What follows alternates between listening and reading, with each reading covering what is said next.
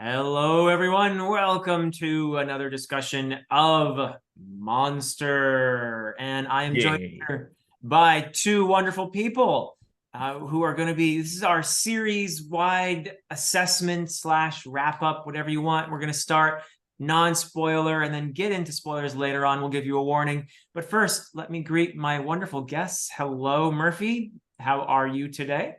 Hey, I'm doing great. Thank you for having me, Philip. Oh, it's always a pleasure. And we are joined by the amazing Patrick Leo. Patrick, it is so good to see you. How are you, my friend? Hi, Philip. Thank you so much for having me. You know what? I appeared on this monster discussion only on the beginning and at the end. I am Alpha and Omega here. That's right. You're the Alpha and Omega. That's right. Of Yeah, this. but thank you. Thank you for having me. I mean, also talking about this with you too gave me this chance and the right opportunity to do a reread of Monster, and I'm really grateful for it. Good, good. Yes, because you read this many years ago and Yeah. long enough ago that you forgot a lot of what happened. I forgot everything, Philip. As I read through it, I remember nothing.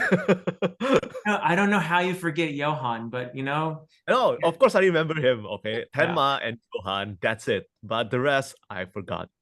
So you're like Nina, you forgot everything. Yeah, I know. I have. How did you feel about my girl Eva on your reread? Yeah. You really like her, right? I love her. Yeah, Well, her we're gonna character get arc into is great, though. Her character arc is kind of great. Yeah, yeah, a lot of great character arcs in here. Speaking of which, we're gonna start non-spoiler with our favorite, I guess, aspects of this, or where. Let's actually talk about where would you rate this manga among all the manga you've read, which in your case, Patrick, is actually a lot. I mean, I was kind of Yeah. joking with Murphy. This is my third favorite manga I've ever read. Of course, I've only read three, so That's cheating. it's kind of cheating a I little know bit. it's such a politician way of spinning it. No, it was great. It's my third favorite. Let's not talk Yeah. about any context around that. So, but I did I will I mean I've already revealed a couple times that I really enjoyed the series a lot. But Patrick, let's start with you.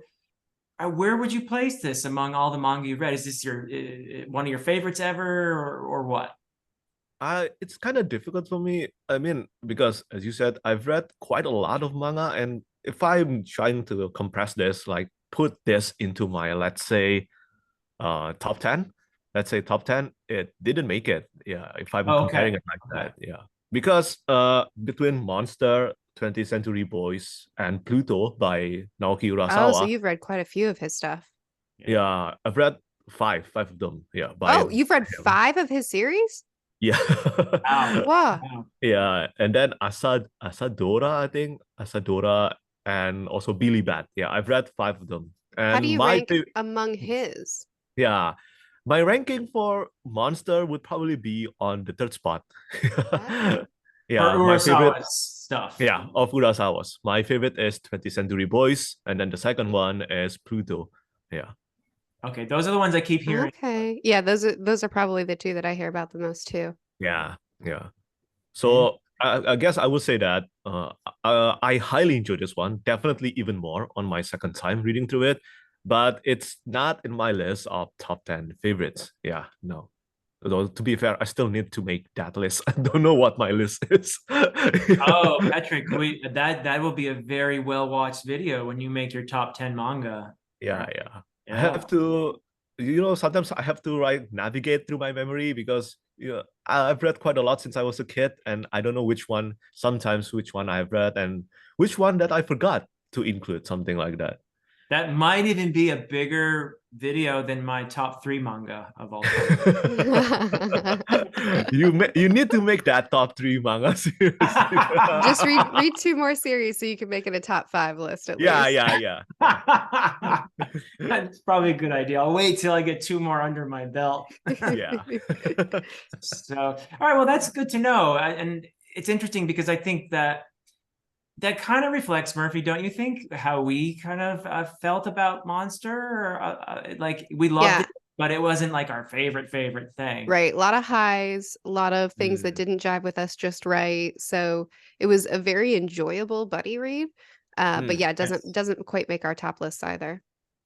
It works great as a buddy read because as you're going through each volume, and there's so many things you don't know and so many possible ways that Urasawa could go. It's fun to conjecture about, well, what is making Johan tick? Yeah. What's Tenma gonna do? You know, why can't Nina remember this stuff? You know, Yeah. all these different things. So it is actually a really fun buddy read, I must say. Yeah. It's a good one to spiral with, to try to put all the pieces together and try to guess what's going to happen next. But I also think that there's something to be said about just letting it sweep you away and not hyper fixating on all the details, because at least for you and I, we didn't always find every single detail to come to the most satisfying conclusion, though many did. But I think that our hyperfixating was a good thing, as well as maybe something that held us back a little bit from getting the full impact of just getting Makes swept away sense. with it. Yeah, I think that's accurate because I think one of the things that we were saying in our previous discussion on the 9th perfect bind up was that if this is a series where if you just allow yourself to go with it, you're probably going to get the most out of it. You're going to be the most wow factor. But if you're like, wait, that doesn't add up because this and chronologically, or what a coincidence. You Right. know? The coincidences were a big factor for us. Yeah. The plot conveniences, if you really Mhm. focus on them, there are a few that, and a few things that never get resolved. Although I feel like a lot of that might be Urasawa's penchant for ambiguity, which I like, actually. Overall, I think it's great. There are certain things that are open and never actually get resolved, like a certain character. Did this character commit suicide, or was he pushed? And you're like, actually, I don't know for sure which it was. Yeah, we don't get a solid, absolute answer. We get to theorize and conjecture and kind of try to piece it together ourselves, which there is a lot of enjoyment in that as well. I agree. Yeah. So if you're somebody who's okay with some ambiguity, then this could be a fun series. If you're somebody who says like, no, I need to know exactly what happened here and here and here, then you're going to be bothered. Yeah, there's some timeline things that you and I were like, how does this work? Yeah, makes sense. And I didn't talk about this yet, but if we're talking about weakness, that's really the part that let's just say that I did not like too much about Urasawa in Monster. But to be fair, he loved this kind of storytelling in Pluto, in 20th Century Boys as well. He loved ambiguity. I think that's also why his one of his main inspiration is Stephen King. And Stephen King, you know that his ending, well, they sometimes left a lot to be desired for me. Yeah, because they tend to be divisive too. And I think the ending of this is somewhat divisive. Yeah. Perhaps. Yeah.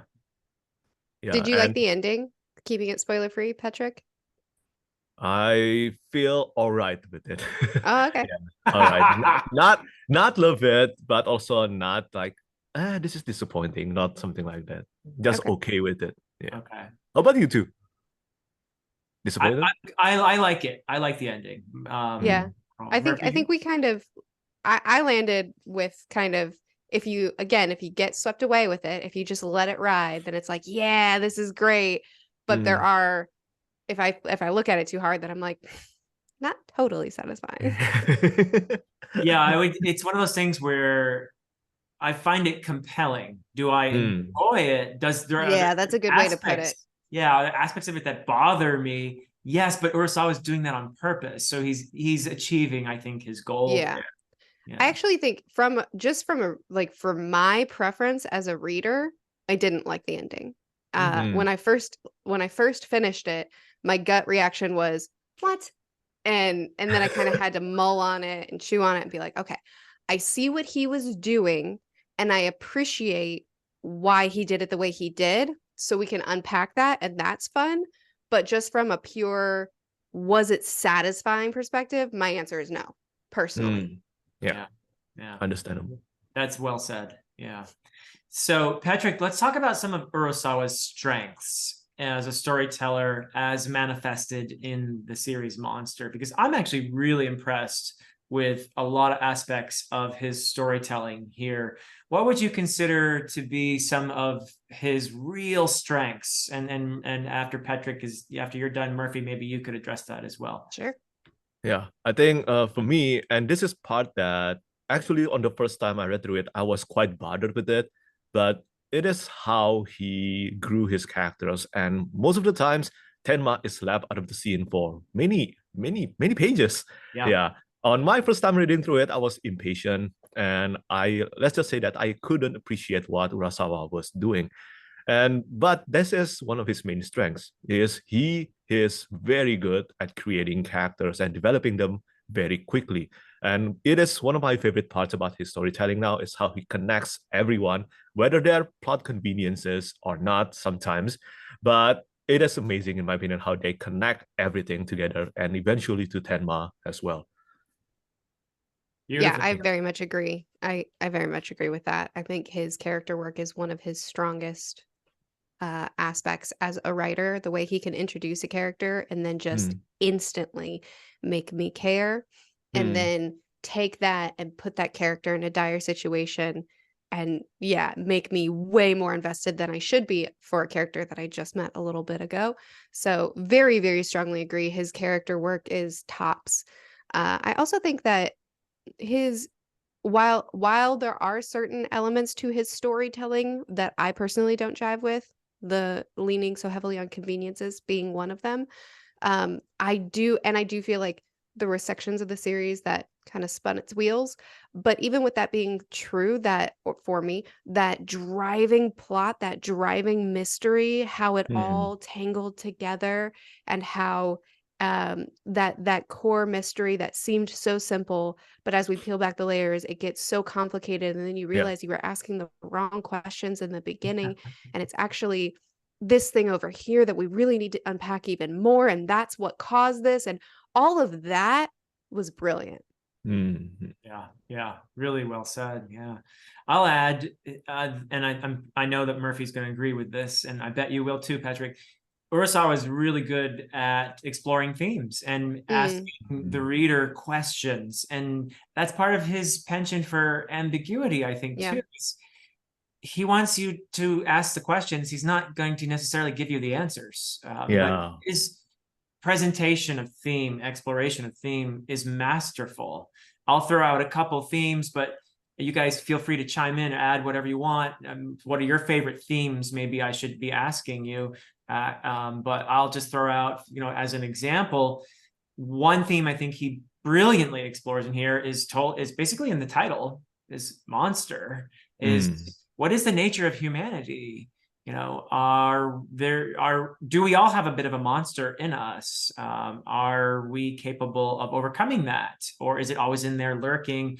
And those who succumb to the monster in them, is there redemption out there for them? I think that's something he explores beautifully, not only through the main characters, who, you're right, Patrick, they disappear for long periods, but through all these very vivid minor characters. So I really appreciate that. I like that a lot, actually. We get these minor characters who constantly reinforce the themes. But what you two, feel free, either one of you, to talk about any themes in a non-spoiler fashion that you feel like he did a really good job with in the series. Either one of you want to go first? I'll hop in so Patrick can have a minute to think. Because this is something that Philip and I have discussed to the nth degree, and Patrick, that might feel like it's like, okay, hold on, let me process that. So the theme of can someone who appears truly evil on the surface still do good? Can somebody who appears to devote their life to doing good still do evil? And what do those actions, how does that affect them? How does that affect their entire life and being, and shape them? And as well as the question of how are we shaped by the people who come into our life and influence us, and how much does that turn us into what we become, and how much free will do we have over choosing our path beyond what's been done to us? Yeah, brilliant. Yeah, I love it. This is making it harder for me. I'm sorry. Did I take your answer? No, it's okay. But yeah, it is but to be honest, it is something similar to that. But you know what? I can't help it because it is something that Urasawa did absolutely well. Like the morality himself, like Dr. Tenma is a doctor, he saved lives. And this is, I don't think this is a spoiler, right? This is the premise. He saved Yeah, the you're life good. of he saves the life of a monster, and now he wants to kill that monster. That's really the premise of Monster. But is it right though? Because this is something that's been asked all the time entire series. Is it right for him to correct his wrong by killing him? And I think that's something that done really, really well in the entire series. And until now, I still don't know whether it is correct or not for Tenma to want to do that. You know. Yeah. Oh, I don't think he's responsible. And I think that's one of the questions is, are you responsible for other people's actions? If you save a life, if you do something, are you responsible for what that person then does with their life? And Tenma Yeah. does feel responsible, and that is the Yeah. inciting thing that really kicks off our main our not conflict, because Johan is the conflict, but it kicks Yeah. off our main what we're following, how we start off. Was that fine, Philip? I feel like, is it okay for us to talk about the inciting incident? Because the inciting incident itself is a bit of a twist. A bit, but I don't think it's like so early on in the Okay. Yeah. series. Yeah. So I don't think it's a big, like, if you know anything about the series, that's probably all you know. But Yeah. Yeah. So yeah, I also and connected to all of this, I think, is the idea of, I mean, there's some social critique in here too. Mm, So I love that Urasawa asked this question on a personal level for the individual, and also on a broader social level about humanity in general. And you see examples of racism, and you know, you see examples of people on a broader level acting callously toward each other through a kind of institutional cruelty, might be too strong a word, but a lack of caring, because this is the way things are, you know. And that gets not loudly critiqued, but it's presented again. And I think Urasawa is really good that way. That's a very skillful thing, that is, if a storyteller can include those kinds of aspects of society without preaching or anything like that, but just here they are and they're part of this overall presentation. I really like that as well. And then within those broader social structures, you have individuals who are sometimes despicable, and yet some of the despicable characters in here are just despicable and creepy and horrible, and yet others who are, you know, kind of slimy, not muddy, I'd like to hang out with.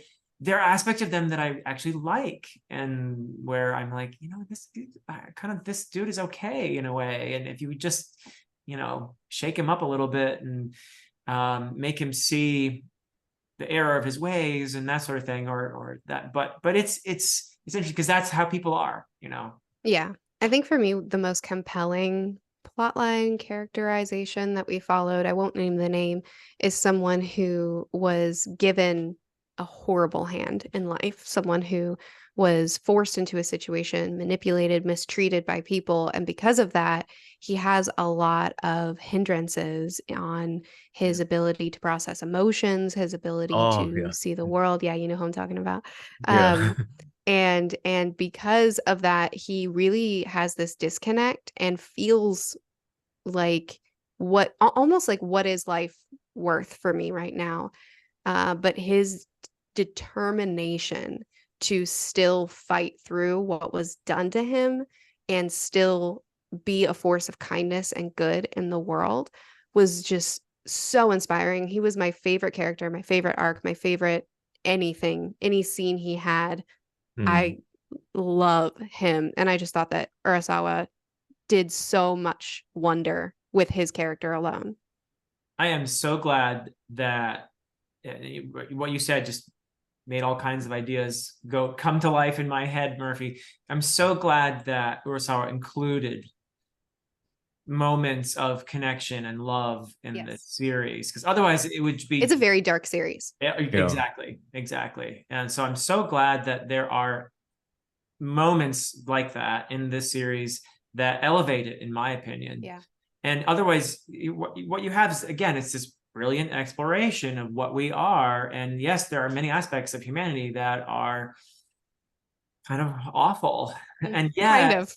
look at what we're capable of. Look at Yeah. what Yeah. somebody like the character you're talking about can do. And the idea of identity, and there's these opposing ideas of no, nothing you do matters. The world is full of despair and darkness, and whatever you do just doesn't matter.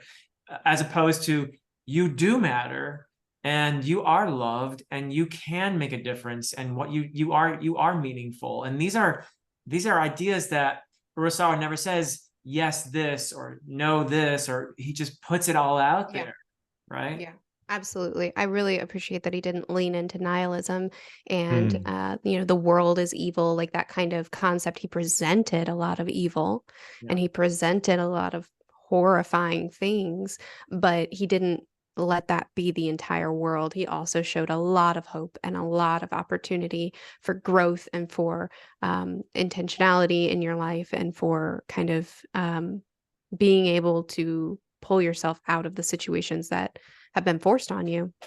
Yeah, and I think redemption is really key here because is. yeah, it is a dark story, but some of our main characters that started as minor characters, some of them have really bad pasts. Like in the first volume, no spoiler, but a soldier, yeah, a soldier with a bad past, and also there is a police that struggling with alcohol because of a trauma here. I Yeah. forgot his name. Yeah, but I feel like Richard, was it? Yeah. yeah, I think that's his name. Yeah, I feel like these are something that's done really well. Because the both of you probably cannot tell, but I used to struggle a lot with alcohol. Yeah, Ah. with alcohol intake. So I really understood what that character, even though relatively he appeared relatively few times, but I really understood what he's going through. Yeah, Yeah. and Urasawa showed that no matter how bad your past, you can kind of turn it back, even though it might be super difficult, but you can do it. Yeah, and I think he presented that in a very respectful way and showing that, yes, you can overcome things like alcoholism. Does it ever just go away and you're better? I mean, no, because the way it's presented is there's temptation, there's when things go badly, you might feel inclined to just give up, but I love how determination is another great human characteristic, and how it can bring you to a point where you do have some say in the person you become, right? Yeah. So anything else non-spoiler that you guys feel like we should mention before we get into more spoilery territory? I think I didn't rank Monster for me. Oh yeah, yes, we're ranking. How could we forget? Okay. Yes. For me, it's much like you, Philip. It's not on the bottom, but it is lower on my list. Having read One Piece and Vinland Saga and Vagabond and Hunter x Hunter and so many epic, incredible stories that have really affected me. Monster was a story that I'm glad I read. I really enjoyed reading. It was an awesome buddy read, but it is, if I were to do a tier ranking of all of them, it wouldn't be up there in the top for me. It would be a little bit lower for me, but it was still really a really fun buddy read, and I'm glad we did it. Yeah, same here. Yeah. It might be the same though. I mean, for me, the first time I read through it, I was feeling mostly like you two. Yeah, but on reread, I think it improved, even though I still don't consider it as my ultimate favorite or something like that. But it I could see this definitely being one that would improve on reread. Yeah. Yeah, and worth rereading as well, because of the character work and the theme work, in my opinion. Those are the things that really make this, because if it's just a thriller, just a mystery type thing, well, we know what happens. so why would we reread it? Right. Yeah. Right. But Right. it would definitely be a compelling reread, I believe, because of I think because it's so tangled, it would be good to reread just to catch True. all those clues that you missed the first time and see Yep. how it's Murphy, even we more missed- intentional than we could we pick up. missed clues. You and I missed clues.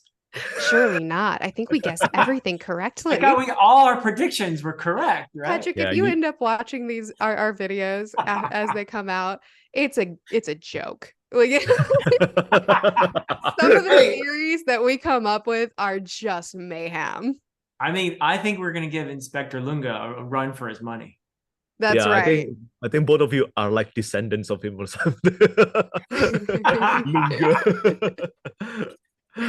I think though, some of the complaints I have about the series are very much a testament to what Urasawa cares about. Like he cares Mm. about exploring themes, and so he doesn't really care if the way that he orchestrates the different paralleled plot lines is very convenient at times. He doesn't care if like 4 individual characters come to the same conclusion at the same time separately. Right, exactly. Like that I would say that's not, oh my golly, could you not have found a more, reasonable way to make that happen? But for Urasawa, it's like I'm just trying to get to that theme work or get to like what I'm trying to say. And personally, that I do get hung up on stuff like that as a reader, but I think it's just a matter of Urasawa knows what he's about and he's going to do it. He's going to do that thing. So if you connect with what he cares about, then killer, you're going to have a ride.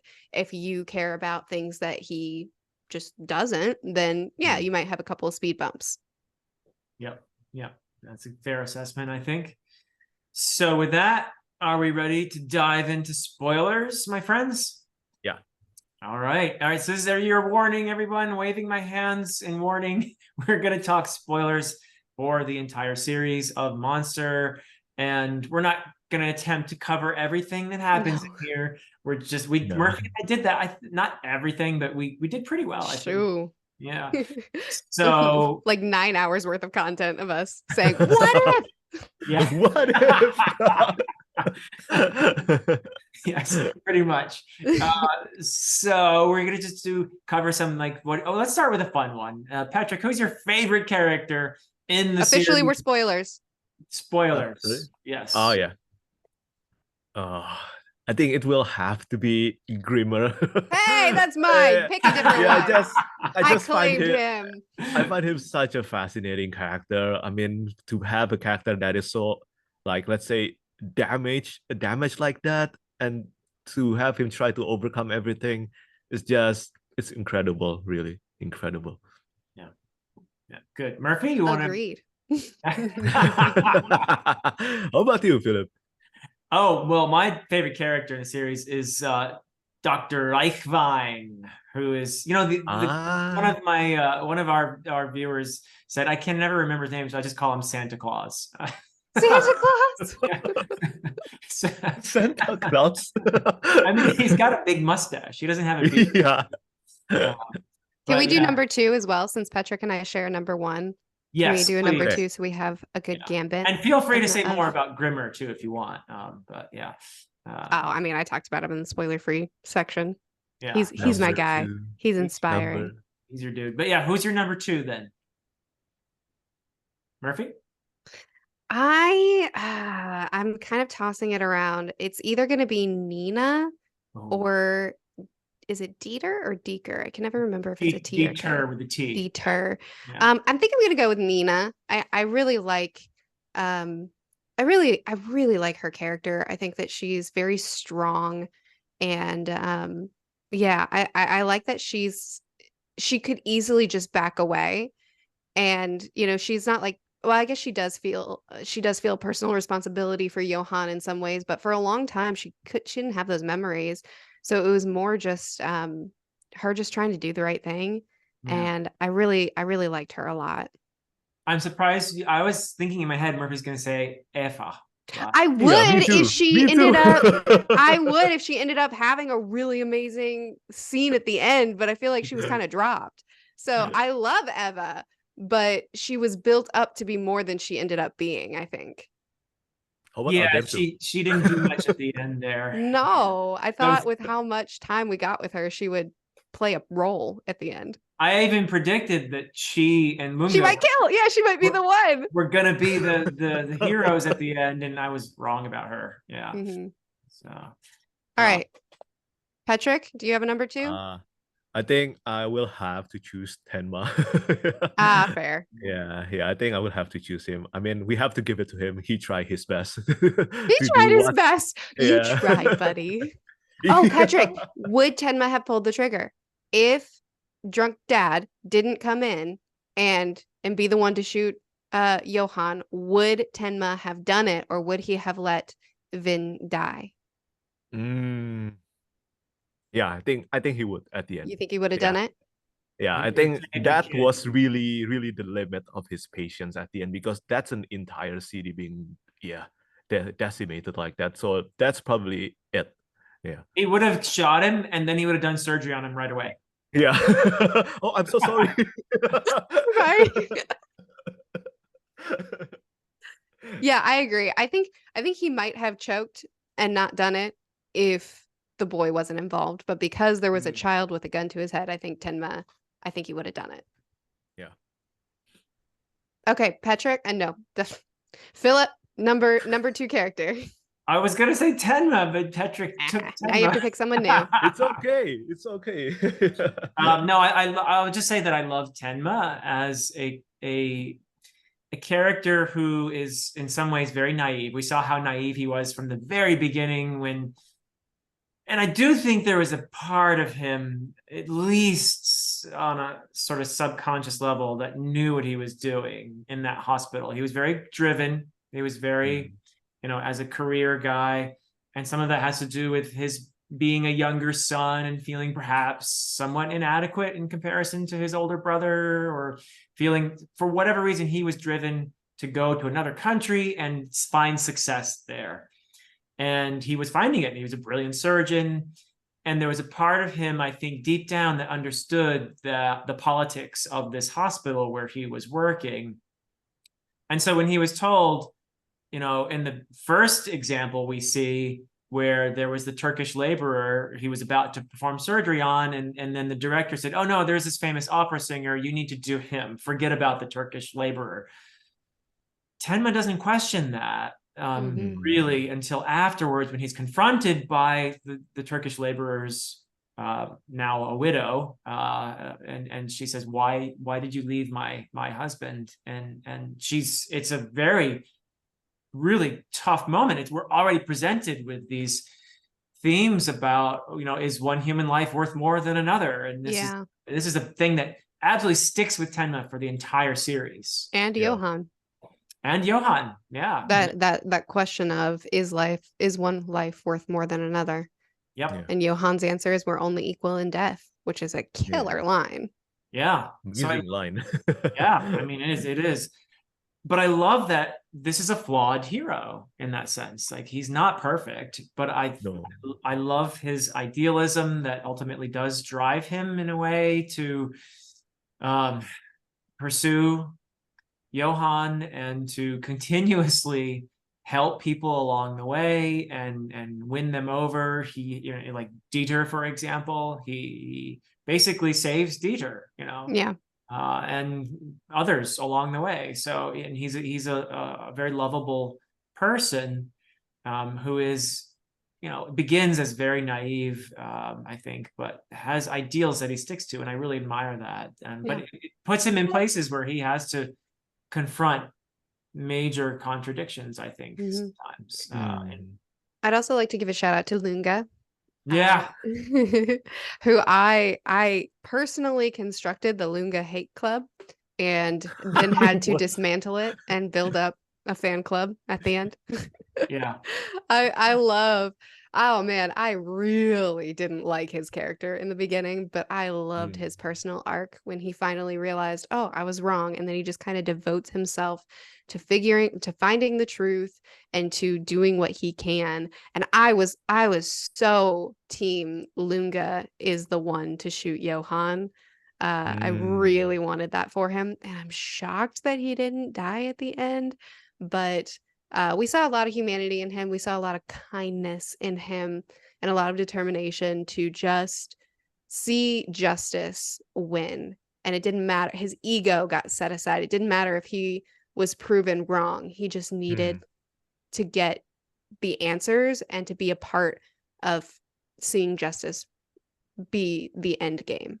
Yeah. Yeah. We did, of course, get the Lunga Roberto showdown, at least. Yeah, we did.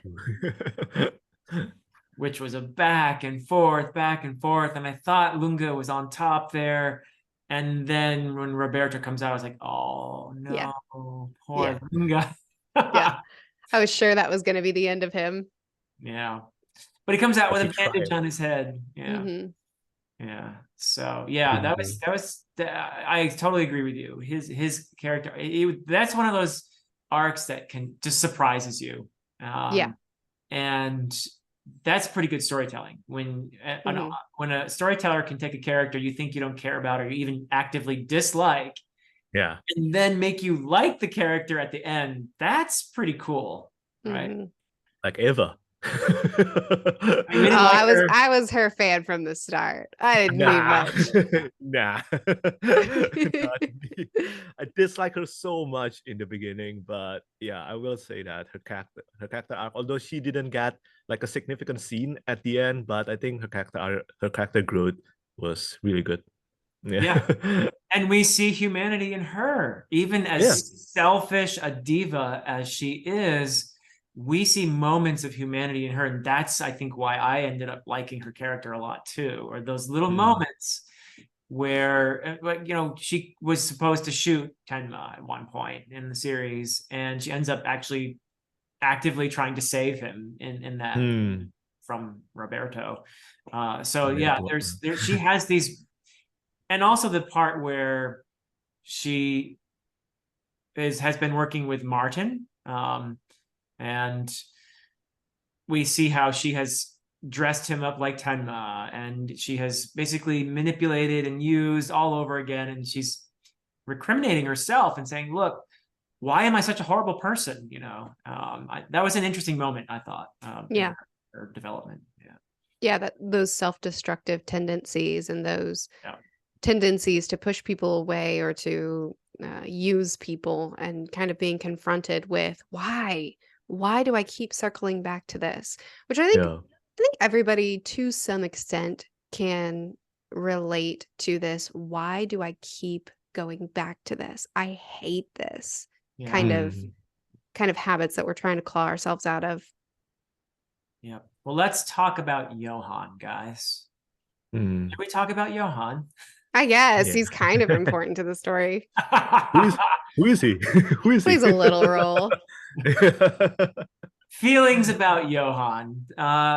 Do you think, I'll just start with a question for you both. Is someone like Johan redeemable? Ooh. Oh, that is hard.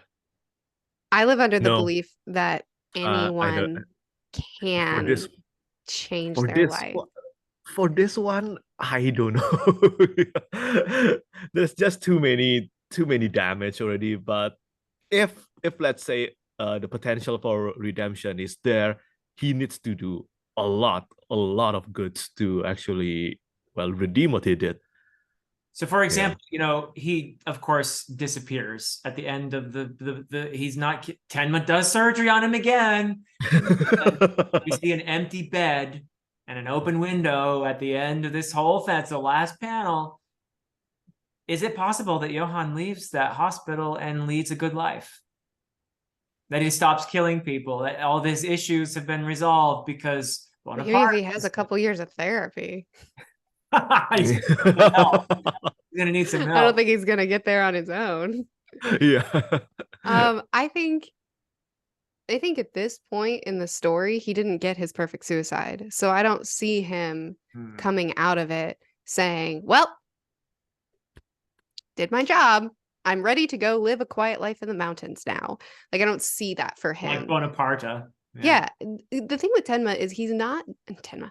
The thing with Johan is that he's not this evil, maniacal, mustache twirling, I want to see the world burn. He's a tortured character. He's someone who has been abused heavily and had his childhood ripped from him, and to the point that he's superimposed his sister's experiences onto himself. Like, he is broken and tortured. So I don't see him walking away from that hospital bed and saying, well, I did burn the town down and I did get rid of all the people I wanted to get rid of, except for myself. I'm still here and I hate myself, but maybe I'll be okay. Like, I don't see that.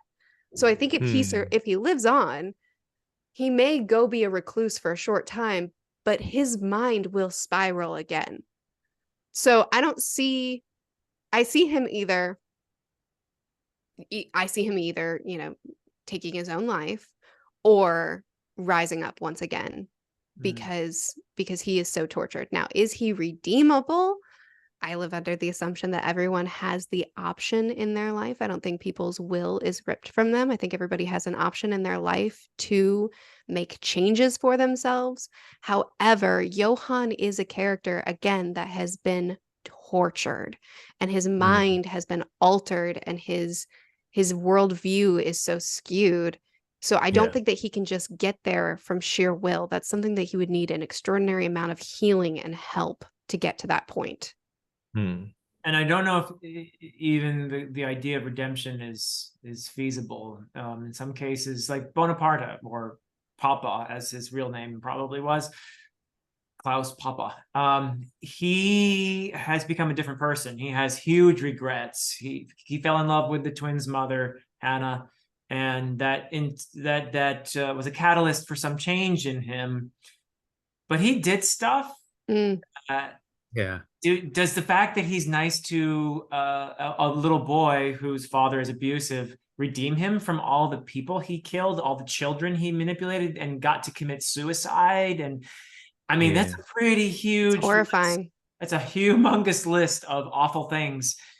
And I don't get the sense that he thinks it's possible for him to be redeemed. He's just sort of living out the rest of his existence with huge regrets. So is it the case that there's a point beyond which you can never be redeemed, I guess, is where I'm going with this. And if you believe that, then it's probable that Johann's gone beyond that point, I would guess. What do you think, Philip? How do you answer that question? It's a tough one, isn't it? It's very difficult. It's difficult. It's really difficult, this one. It's tough to play judge in someone else's life, to say, are you capable of becoming something different than what you are today?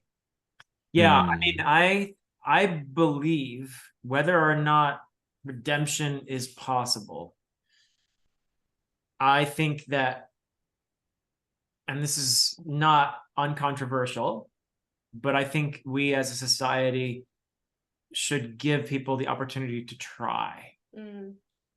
In other words, and I'm not saying that if somebody does a terrible thing, they shouldn't be facing. It doesn't mean leave their hospital bed unguarded. Yeah, that.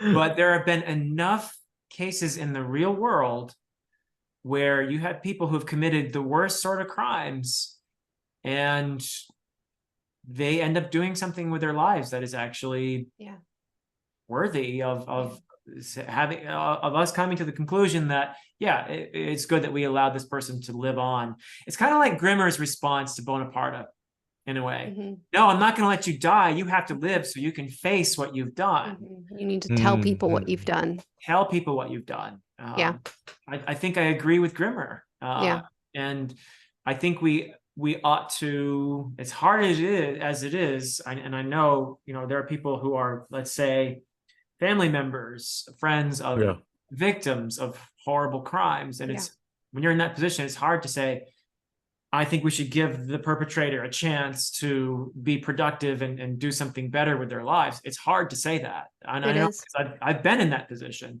So I know that's hard to say, but I deep down, that's what I believe. So. I agree with you. I think there's a way to do it responsibly.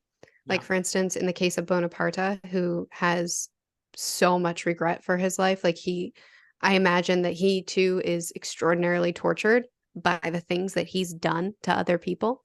Yeah. So in the case of someone like that who shows such tremendous regret, I would say still some close monitoring would be a good plan in case of a relapse. Yeah. But there's also a difference between someone like Bonaparte, who is tortured by the things that he's done, as he should be. You know, it was horrendous. And the case of someone like, you know, maybe Roberto or like Johan or somebody that shows tendencies of maybe they're not going to they're going to keep pulling strings in the background, then they would maybe need to be monitored a little bit more closely, like maybe in a prison cell. Yeah. Yes. But then we also, Philip, you and I also had that discussion about, okay, so put Johan in prison, then what? Does he pull strings in prison?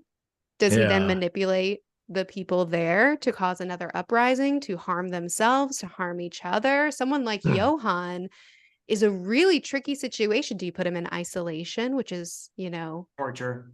torture? Yeah. So there A is lot no of right answer questions that to are this. hard to answer. Yeah, exactly, Yeah. Patrick. There's really it's hard to know what the right answer is. Yep. Yep. And Urasawa's not giving us answers. Yeah. Yeah, That's why which the I think is ending is like great. that. Yeah, I like that because there are some questions that I think are too complicated to just say yes or no. It's something that you really have to mull over and discuss and then come out at the end saying, I still don't know. And I like that Urasawa didn't try to say, and here's the answer. He let us say, man, let me wrestle with that. Yep, exactly. That's what great storytellers often do. Yeah. Mhm. Yeah. I remember someone being pissed off at the ending because he felt unsatisfied and said that Johan just jumped out of the window and perfect suicide. You don't know how many So- stories up that window is. Yeah. That's a Yeah. good point. That's a good. I didn't even. You know what? I didn't even pick up that the implication was that he jumped out the window. I thought he just walked out. He might have. We don't know. We don't know. Yeah. I mean, the window's open and the curtains are, you know, fluttering. Yeah, with the yeah. wind, and that's So that is the implication. I gotcha. That's so funny. How okay, Patrick, how do you feel about the one who ended up shooting Johan? Why? Oh, actually, that's not clear. Is it ever clear? Yeah, no, I mean, there's the window's like there. No, I mean, for the one that shot Johan, who was it again? The name? Anyway. Oh, I don't know his name. I don't know that he got a name. It was the drunk dad. It's the drunk dad, right? The drunk dad who was abusing Vin. Yeah. I don't know how I feel about it, but I think I don't know. I didn't feel too much about it. I think it's a right situation for it to happen because his son was in danger, right? His son was in danger, and it's kind of show that the drunk dad do have some affection for that son, even though he's just a character that appeared at the last arc. So it's not Tenma that's dealing the final blow here, but I do think that it fits the story. Yeah, that's my opinion. It's not as satisfying as, let's say, Tenma being the one who shot him, but I do think it still fits the story. Yeah, I think we often see Urasawa resisting the easy out. And I thought the same when we didn't get a Roberto Grimmer showdown, you know, with the two who were good. Turns out they were friends. No, I don't want that showdown. I want Grimmer to have some peace. Yeah, exactly. So I like that in a sense that Urasawa's not easy to predict in some ways with where he goes often. So I kind of like that. You know, I enjoy that. Yeah. At least Murphy and I weren't 100% accurate in our predictions. There would be no possible way to predict that. Yeah. Yeah, I think for me it is pretty unsatisfying just because the story builds up. Can Tenma pull the trigger or not? Will Nina come in and do it because she's been training to be able to do this too? Will it be Lunga, the one who's changed his mind and is devoting himself to this now? Will it be Grimmer, the one who's personally invested? You know, all these, who will do it? How will they do it? All this, and then it's just like, well, that guy over there did it. I get it. Yeah. It was very unsatisfying for me. However, again, Urasawa cares about what he cares about, and what he cares about is the themes. And making it somebody who we were just introduced to, and we were introduced to them as this violent child abuser, somebody Yeah. who, we're introduced to him and we're like, well, that's scum. And he comes in and does it. It kind of reinforces that theme of, that act of love that he shows for his son. Even this person that you think is vile can do Yeah. something heroic or something caring. Someone who you think is heroic and caring can do something vile, this kind of thing that Urasawa cares about talking about. So it makes sense that he would tie it into the end. I got a question for you too. So we get to meet finally Anna, the twins' mother, at the end when Ted visits her in the south of France at the nunnery. We also get a picture of Nina. We get the sense that she's starting her life, that she's going to be a great lawyer, that she has a future. Things are looking good for Nina. And Dieter as well. I mean, we get some nice, endings for some of our beloved characters. Why do you think Urasawa doesn't give us a scene with Nina and her mother? Why does he avoid that? And I have my own answers, I think, but we don't, would that have been satisfying to have Nina meet her mother finally and have an emotional reunion or that sort of thing? Why doesn't he do that? Why don't we see that scene at the end? And that's a scene that I could imagine myself wanting to write into the story. But I have ideas about maybe why. Do you have conjectures about Hit us with it, Philip. So I think maybe, and I don't know Urasawa's mind, but obviously he's, I think, a great storyteller and probably would have thought of this option. Why don't I have this reunion? Why does he not do it? I think the mother is very damaged.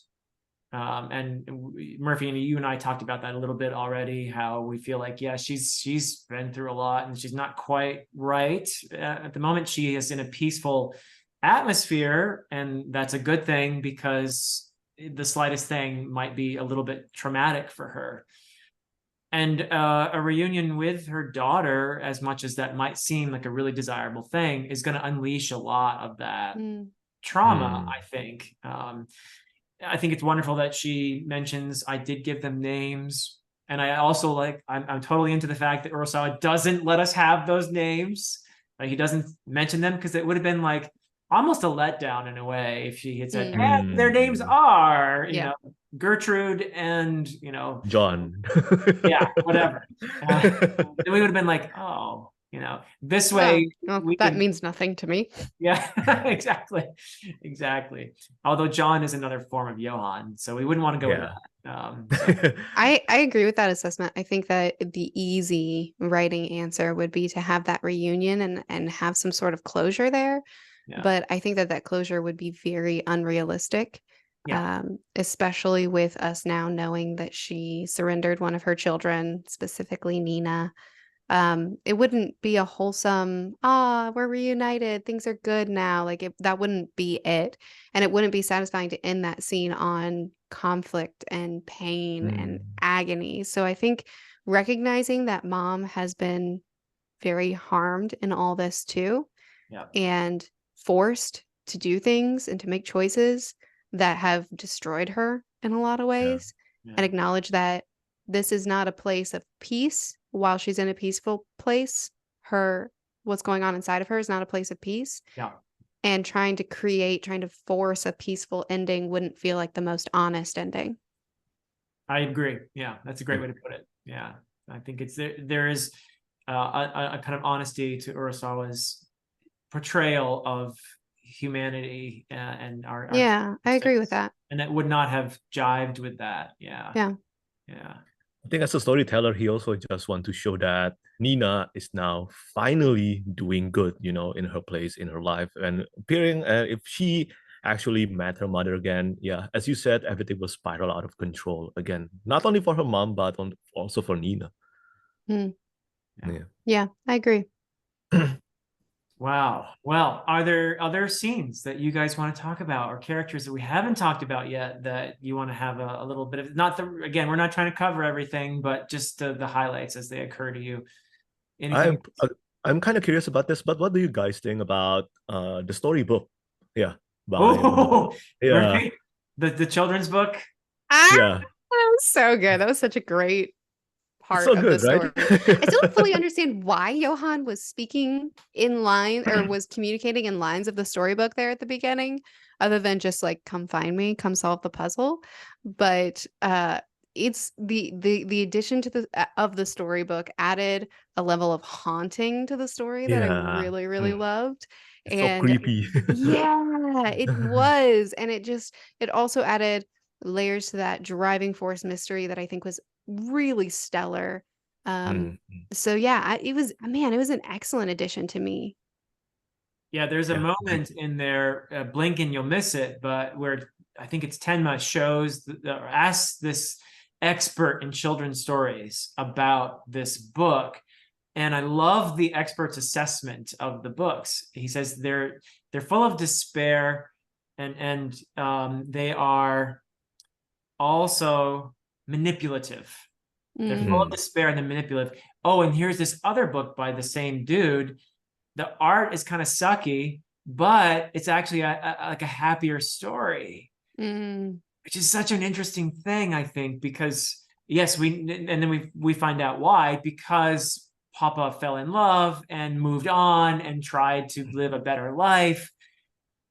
And he was after that unable to tell the same creepy, mm. awful stories. But yeah. interestingly, he lost his ability perhaps to manipulate and there's something about his art that declined in a way, Mhm. Yeah. because of how shattered he became, maybe, Mm. or maybe he didn't care anymore in the way that he did when he was trying to manipulate little kids and make them into super soldiers or suicidal people or whatever he was I doing. think you're right about the shattering. I think it's a display of his brokenness because he Yeah. was so zeroed in when he was Mm, writing these disturbing, manipulative stories. But his artwork decreasing, I think, is a reflection of how broken he became and how almost unstable he became when he had to reconcile with what he had done and really reconciled with the humanity of who he was working with. It took falling in love with someone to start viewing them as people, Yeah. and that sort of shattering. I can't imagine what it would do to a person. Yeah. Yeah. Yeah. To live with such regret. My goodness. Yeah. Hmm. And at the end, he does, in a way, he's the one who stops Tenma, right? In that moment, it's like, no, I'm gonna do this. It's you and Mm. me, mm. Johan, at the end, you know. So I don't see him as even entirely. It's like he sort of slightly reasserts his old identity at the very Mm. end there. Did you get that sense as well? Yeah. Yeah, you Yeah. go ahead, Patrick. So it's kind of funny to come to think about it because Tenma throughout the entire series is trying to shoot Johan and he didn't get it up to the end. Yeah, but yeah, I do agree. I think Papa, yeah, Bonaparte, or whatever his name is kind of revert to his former self, and then he also have seen right the impact, like in person, the impact of what he did, like in Grimmer and all the other characters, and that. Mm. And I think he's really after that he said right, what have I done, something like that, and then now he wants to fix it because he sees Johan. Yeah. Yeah, I actually viewed it differently. I Mm. took it as kind of I think Bonaparte at this point doesn't view himself as redeemable Mm-hmm. and Mm. wants to be executed because he thinks that that's the only Oh. real justice for him. So that's why when we met him, he said, I'll accept whatever punishment is given to Mm. me by Mm. Johan, which I think is, maybe this is a bit cruel to say, but I think it's a bit of a coward's way out to, rather Yeah. than Yeah. face what you've done and have to live with it and have to dedicate your life trying to make amends to it. Instead, he's like, just please just execute me. And so Yeah. in that moment where Tenma might take out Johan, I think Bonaparte almost took advantage of the situation, knocked him out so that he could be Oh. executed because he just wanted that for himself because he felt like um it was the only kind of justice that he could have, but also maybe the easiest justice. Yeah. Mm-hmm. It was quite a powerful ending. And then Roberto stumbles into it all. He's like, let me see the ending. And Johan's like, nah. Did you feel sorry? Oh, I love that. I love that Johan was like, you don't get anything. Like, Yeah. I hate Roberto. He's awful. Roberto is the president of the Johan fan club, though. He is, isn't he? Oh. Yeah, I didn't like him anyway, but whenever I found out that he was the name that Grimmer was holding on to, oh, get out of my story. He Get loves out of my Coco, story. Murphy. He loves Coco. Shut up.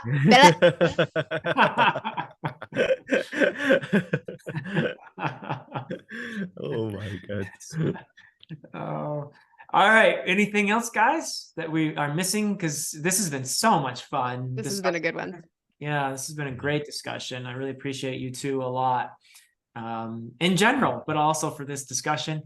And yeah, this was a fun series. I'm so glad that we read it. And final thoughts from you two. I'll let you guys have the final word. Patrick, any final thoughts? Just want to say thank you so much for inviting me to this chat, even though I appear only as Alpha and Omega here. But I still, because of you two, now I finally got really the motivation to do a second read of this one, because I always wanted to do it, and it improved so much on my reread. Loved it very much on the second read. And yeah, I think I will just say that this is a great story. If you're someone who, let's say, want to try reading manga and you don't want any fantastical aspect, maybe try this one. Yeah, this has very minimal or none probably fantastical Depends on aspect. how you view the candies. Yeah, depends on how you view some things. I'll talk about the bonbons. Yeah. But yeah, I think this is great for those who want to start reading manga. Cool. All right, Murphy, your final thoughts? I'm very grateful for this buddy read. I think that if I read it alone, I would probably be a little bit negative on it, because there are certain elements of the story that just don't work for me.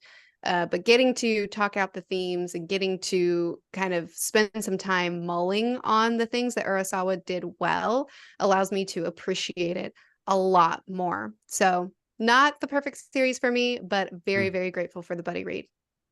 Wonderful. Oh, and one final, maybe most important question of all for both of you. Who do you want to be in the thumbnail? Grimmer! Dibs! I did dibs! I did it! You heard it! You should become Eva! Okay, I'll take Eva. You can make me Eva. Okay, I'm Grimmer. that was some Johan manipulation there. Yeah. Ooh, oh my goodness. All right. Well, we'll see. We'll keep it I'm going to keep it ambiguous, just like Urasawa would do. Okay. Boo. Yeah, you will be Roberto, right? No, he's Johan. No, I- Nick Patrick Johan. Ooh. No. And then just put me in the thumbnail twice, and I'll be Grimmer and Eva. We'll see what Philip decides. We'll see. I actually have no idea what I'm going to do, but we'll see. So thank you so much. Thank you, everybody, for watching this. I look forward to your comments. It's been so much fun. It's been a wild ride. And Murphy, we don't know. Do we know what we're reading next? We haven't To Your announced. Eternity. To Your Eternity is the I won the winner poll. of the poll. To Your Eternity is our next manga read, guys, and I imagine that's going to start sometime maybe September or so. Yeah, probably early September, I think. Yeah. Okay, cool. So To Your Eternity, watch out for those discussions. And thank you everybody for watching, and until next time.